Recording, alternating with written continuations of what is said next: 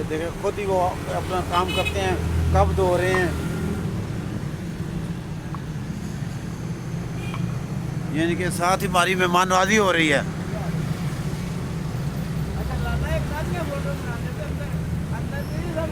हाँ ये देख पाए वो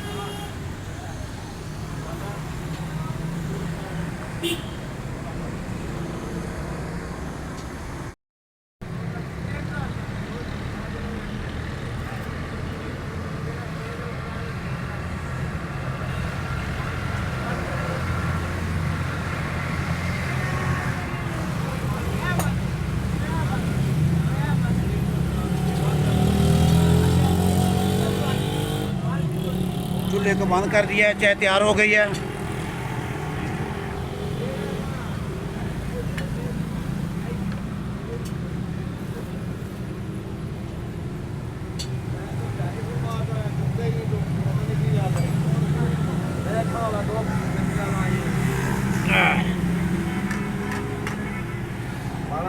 जब बारह आ गया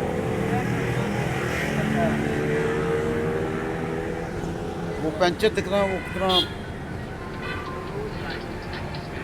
कितना आसान था, लेकिन ये बड़े जो काबिल खोलना जो कितना मुश्किल काम है।